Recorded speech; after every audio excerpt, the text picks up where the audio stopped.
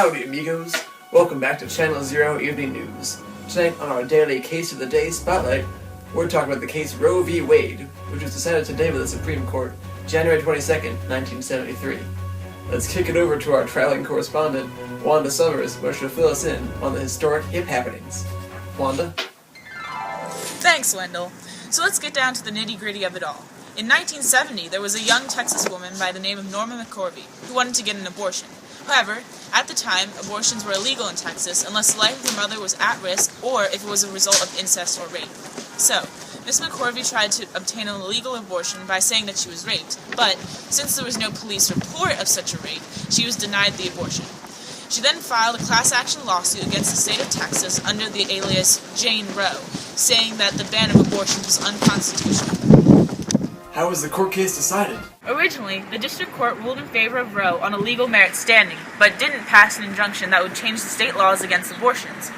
Basically, the court said that she was right in her justification, but because the Ninth Amendment, which says the enumerations of the Constitution of certain rights shall not be construed to deny or disparage others retained by the people, the court said they didn't have the legal jurisdiction to make a law banning abortions. If they ruled in her favor, does that mean she got an abortion? Actually, Wendell, though technically they ruled and decided that she could get an abortion, she couldn't. The verdict was determined too late. She gave birth to her child and put it up for adoption. Her lawyers at the time also discouraged her from getting an abortion in a state where it was permitted during the trial in case her case in Texas was declared moot. So what was the outcome of this case? The court ruled in favor of Roe, with a 7-2 majority declaring abortion a fundamental right. The majority opinion argued that under the 14th Amendment, a citizen's right to privacy encompasses her right to terminate the pregnancy. The court said that the government had two competing interests, protecting the mother's health and protecting the potentiality of human life. The decision also ruled in favor of physicians' rights as well as women's, saying that physicians can practice medicine freely absent of a compelling state interest. Well, that is just honky-dory, Wanda. Now, let's get a spanking new perspective in this case for our consultant of the future, Future Phil. Aloha, Future Phil. How will this ruling impact America? Hey, baby, let me tell you, this case has changed a lot of things for the U.S. today in 2014.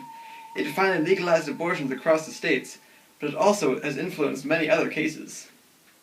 Oh, tell me more. Roe v. Wade was decided alongside Doe v. Bolton, which was a case of a couple in Georgia challenging an anti-abortion law. The two cases were decided the same day by the Supreme Court. Did that ruling affect any subsequent cases?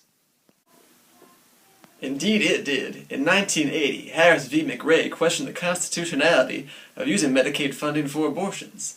The Supreme Court ruled 5-4 that abortions are independent of federally funded health care. Then, in Webster v. Reproductive Health Services, a Missouri law giving rights to fetuses was challenged. The outcome was a slight modification in Roe's trimester framework, but it was ultimately upheld. Wow! Then, Roe was almost overturned in the case of Planned Parenthood v. Casey, where a Pennsylvania law with conditions for first trimester abortions was challenged. Its conditions, parental consent for minors, spousal consent for wives, a 24-hour waiting period, and informed consent were all upheld with the exception of the spousal consent. In the end, justices did not overturn Roe.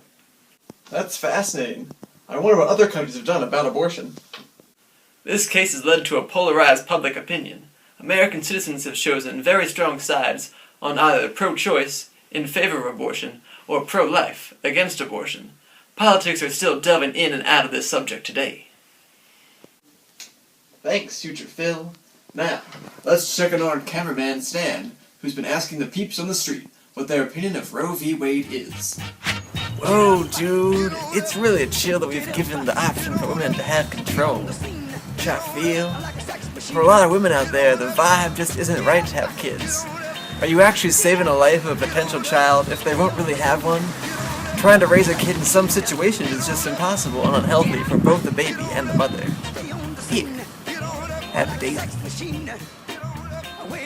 Hey man, I think it's just really good that all the states have legalized abortion. I mean, I'm not looking to get one. I hope I don't need one, but, you know, it's good you have the option.